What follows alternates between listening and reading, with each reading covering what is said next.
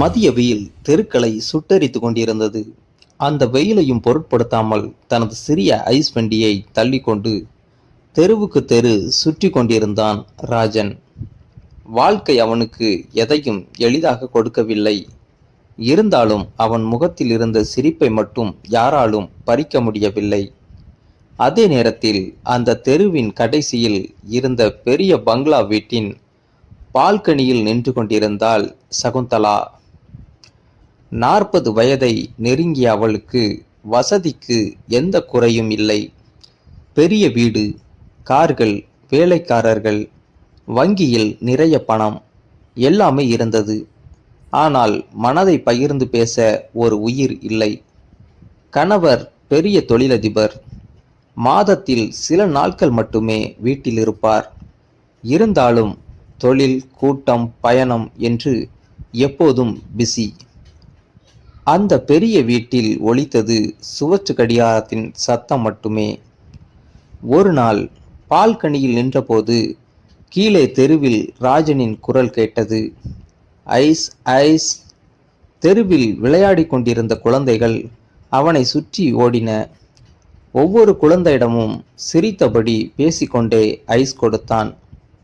இந்த அளவுக்கு சோர்வில்லாமல் எப்படி சிரிக்கிறான் என்று சகுந்தலா மனதிற்குள் நினைத்தாள். அன்று முதல் தினமும் அதே நேரத்தில் பால்கனியில் வந்து நிற்பது அவளுக்கே தெரியாமல் ஒரு பழக்கமாக மாறியது. மறுநாள் வேலைக்காரியை அழைத்து வெளியில் இருக்கிற ஐஸ்காரரிடமிருந்து எல்லா குழந்தைகளுக்கும் ஐஸ் வாங்கி கொடு என்றாள். ராஜன் பணத்தை வாங்கி தலை குனிந்து நன்றி அம்மா என்று கூறிவிட்டு சென்றான். அடுத்த நாள் சகுந்தலாவே வாசலுக்கு வந்தாள். ஒரு குல்ஃபி கொடுங்க. ராஜன் சிரித்தபடி கொடுத்தான். இந்த வெயில்ல தினமும் வேலை செய்வது கஷ்டம் இல்லையா? கஷ்டம் இருக்குதுமா. ஆனா வீட்டில் என்னை நம்பி ஒரு அம்மா இருக்காங்க. அந்த வார்த்தை சகுந்தலாவின் மனதை தொட்டது. முதல்ல தண்ணீர் குடிங்க. வேண்டாமா, இது கட்டாயம். அவன் சிரித்தபடி தண்ணீரை குடித்தான். அந்த 2 நிமிட உரையாடல் இருவரின் வாழ்க்கையிலும் ஒரு புதிய அத்தியாயத்தின் தொடக்கமாக அமைந்தது. நாட்கள் நகர்ந்தன. இப்போது ராஜன் அந்த வீட்டை அடைந்தவுடன் வாசலில் சகுந்தலா இருப்பாள். சில நேரங்களில் மோர், சில நேரங்களில் எலுமிச்சை சாறு, சில நேரங்களில் ஒரு புன்னகை. ராஜனும் ஒவ்வொரு முறையும் நல்லா இருக்கீங்களாமா என்று கேட்டுவிட்டு தான் செல்வான். ஒரு நாள் சகுந்தலா கேட்டாள், உங்க அப்பா? நான் சின்னவனா இருக்கும்போதே இறந்துட்டாங்க. அப்புறம் அம்மா தான் எல்லாமே. அவன் கண்களில் தெரிந்த பாசத்தை பார்த்த சகுந்தலா சில நொடிகள் அமைதியாக இருந்தாள். ஒரு மாலை திடீரென பலத்த மழை பெய்தது. ராஜனின் ஐஸ் வண்டி வீட்டின் முன்பே நின்றுவிட்டது. சகுந்தலா உடனே கதவை திறந்து மழை நிற்கிற வரைக்கும் உள்ளே வாங்க என்றாள். தயக்கத்துடன் உள்ளே வந்தான் ராஜன். காஃபி குடிக்கீங்களா? நான் இப்படி வீட்டுக்குள்ள விருந்தாளியா வந்திருக்கீங்க? அந்த சிறிய மரியாதை ராஜனுக்கு புதிதாக இருந்தது. அன்று இருவரும் வாழ்க்கையை பற்றி நீண்ட நேரம் பேசினார்கள். சகுந்தலா தனது தனிமையை நேரடியாக சொல்லவில்லை. ஆனால் அவள் பேசும் ஒவ்வொரு இடைவெளியும் அந்த தனிமையை சொல்லிக்கொண்டே இருந்தது. ராஜன் எதையும் விசாரிக்கவில்லை. அமைதியாக கேட்டுக்கொண்டிருந்தான். அந்த அமைதியே சகுந்தலாவுக்கு ஆறுதலாக இருந்தது. அடுத்த வாரம் ராஜன் 2 நாட்கள் வரவில்லை. 3ஆம் நாள் வந்தபோது சகுந்தலா கவலையுடன் கேட்டாள், எங்க போயிருந்தீங்க? அம்மாவை மருத்துவமனைக்கு கூட்டிட்டு போயிருந்தேன். இப்போ நல்லா இருக்காங்களா? ஆமாம். ஏதாவது உதவி வேணும்னா தயங்காம சொல்லுங்க. ராஜன் மெதுவாக சிரித்தான். உங்க வார்த்தையே பெரிய உதவிமா. அந்த நாள் முதல் இருவருக்கும் இடையே இருந்த மரியாதை நம்பிக்கையாக மாறியது. மாதங்கள் நகர்ந்தன. சகுந்தலா இப்போது பழைய சகுந்தலா இல்லை. வீட்டு தோட்டத்தை மீண்டும் பராமரிக்க ஆரம்பித்தாள். பழைய வீணையை எடுத்து இசைக்க ஆரம்பித்தாள். வேலைக்காரர்களுடன் சிரித்து பேச ஆரம்பித்தாள். அதை பார்த்த ராஜனுக்கு மகிழ்ச்சியாக இருந்தது. ஒரு நாள் அவன் சொன்னான், இப்போ நீங்க ரொம்ப சந்தோஷமா இருக்கிற மாதிரி தெரியுது. சகுந்தலா சிரித்தாள். சில நேரம் நம்ம வாழ்க்கையில ஒரு நல்ல மனசு வர்றதால நிறைய மாற்றம் நடக்குது. ராஜன் பதில் சொல்லவில்லை. ஆனால் அந்த வார்த்தைகள் அவன் மனதில் நீண்ட நேரம் ஒலித்து கொண்டிருந்தன. அவர்களுக்கு தெரியாமல் அந்த அறிமுகம் இருவரின் வாழ்க்கையையும் மாற்றப்போகும் ஒரு உறவாக வளர்ந்து கொண்டிருந்தது. அடுத்த சில வாரங்கள் ராஜனின் வருகை சகுந்தலாவின் வாழ்க்கையில் ஒரு புதிய உற்சாகத்தை ஏற்படுத்தியது. அவன் வந்தால் சில நிமிடங்கள் பேசுவது, தோட்டத்தில் பூத்த மலர்களை காட்டுவது, இன்று வெயில் அதிகம், முதலில் மோர் குடியுங்கள் என்று அக்கறை காட்டுவது, இவை அனைத்தும் தினசரி நிகழ்வுகளாக மாறின. ஒரு நாள் ராஜன் வழக்கம் போல் வந்தான். ஆனால் அவன் முகத்தில் சிரிப்பு இல்லை. என்ன ராஜன், உடம்பு சரியில்லையா? இல்லம்மா.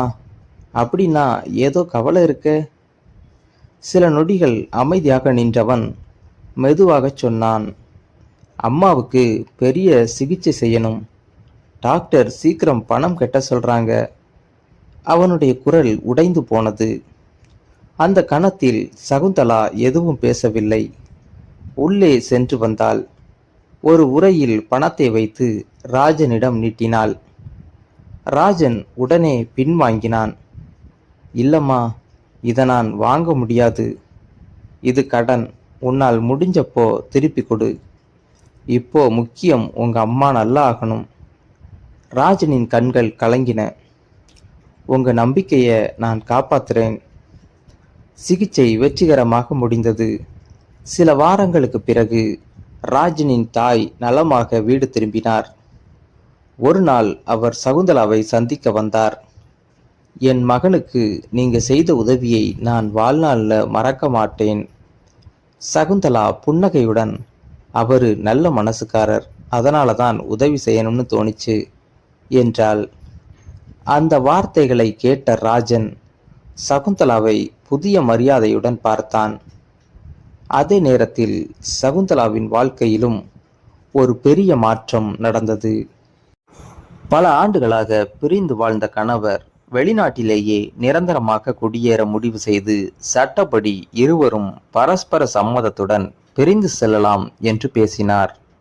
அந்த முடிவு சகுந்தலாவிற்கு வழியாக இருந்தாலும் ஏற்கனவே பெயருக்கு மட்டுமே இருந்த உறவு என்பதால் அமைதியாக ஏற்றுக்கொண்டாள். சில மாதங்கள் கடந்தன. ஒரு நாள் மாலை வீட்டு தோட்டத்தில் இருவரும் அமர்ந்திருந்தனர். ராஜன், சொல்லுங்க. என் வாழ்க்கையில என்னை மனிதனா மதிச்சு பேசியவங்கள நீயும் ஒருத்தன். ராஜன் அமைதியாக இருந்தான். நானும் ஒரு விஷயம் சொல்லணும் என்றான். நீங்க எப்போதும் எனக்கு உயர்ந்த மரியாதைக்குரியவர். அந்த மரியாதை தான் முதலில் வந்தது. பிறகு உங்க சந்தோஷம் முக்கியம்னு தோண ஆரம்பிச்சது. இருவரும் சில நொடிகள் அமைதியாக இருந்தனர். அந்த அமைதியில் எந்த அவசரமும் இல்லை, எந்த வற்புறுத்தலும் இல்லை. உண்மையான பாசம் மட்டும் இருந்தது. ராஜனின் தாய் ஒரு நாள் மகனை அழைத்தார். மகனே, மனசு நல்லவங்க வாழ்க்கையில கிடைக்கிறது பெரிய வரம். நீ யோசிச்சு நல்ல முடிவு எடு. அதே நேரத்தில் சகுந்தலாவின் குடும்பத்தினரும் ராஜனின் நேர்மை, பொறுப்பு, மனிதநேயம் ஆகியவற்றை பார்த்து அவரை மதிக்க தொடங்கினர். காலம் அவர்களுக்கு எதிராக இல்லை, அவர்களுக்கு துணையாக நின்றது. ஒரு சிறிய கோவிலில் நெருங்கிய உறவினர்கள் மற்றும் நண்பர்கள் முன்னிலையில் சகுந்தலாவும் ராஜனும் எளிமையாக திருமணம் செய்து கொண்டனர். திருமணத்திற்கு பிறகு ராஜன் மாறவில்லை. உழைச்சி சாப்பிடுற வாழ்க்கைதான் எனக்கு பெருமை என்று சொல்லி தனது தொழிலை விரிவுபடுத்தினான். சகுந்தலாவும் அவனுக்கு துணையாக நின்றாள். இருவரும் சேர்ந்து ஒரு சிறிய ஐஸ் தயாரிப்பு நிறுவனத்தை தொடங்கினர். அதில் வேலை தேவைப்படும் பல ஏழை இளைஞர்களுக்கு வேலை வாய்ப்பு அளித்தனர். ஒரு காலத்தில் தனிமையால் அமைதியாக இருந்த அந்த பெரிய வீடு இப்போது சிரிப்பாலும் உறவினர்களின் வருகையாலும் நிரம்பியது. ஒரு மாலை வீட்டின் முன் குழந்தைகள் ஐஸ் வாங்கி கொண்டிருந்தனர். அதை பார்த்த சகுந்தலா சிரித்தாள். ராஜன், நம்ம முதல் சந்திப்பு ஞாபகம் இருக்கா? மறக்க முடியுமா? ஒரு டம்ளர் தண்ணீர் கொடுத்ததால் தான் இந்த வாழ்க்கை கிடைச்சிருக்கு. ராஜன் சிரித்தான். அது தண்ணீர் இல்ல, அன்பு. இருவரும் ஒருவரையொருவர் பார்த்து புன்னகைத்தனர். சில உறவுகள் பெரிய வார்த்தைகளால் தொடங்குவதில்லை, ஒரு சிறிய அக்கறையால் தொடங்கி ஒரு முழு வாழ்க்கையாக மலர்கின்றன. இந்த ஸ்டோரி உங்களுக்கு பிடிச்சிருந்தா லைக் பண்ணுங்க, கமெண்ட் பண்ணுங்க. நம்ம சேனலை இதுவரைக்கும் சப்ஸ்கிரைப் பண்ணாமல் இருக்கிறவங்க கண்டிப்பாக சப்ஸ்கிரைப் பண்ணுங்க.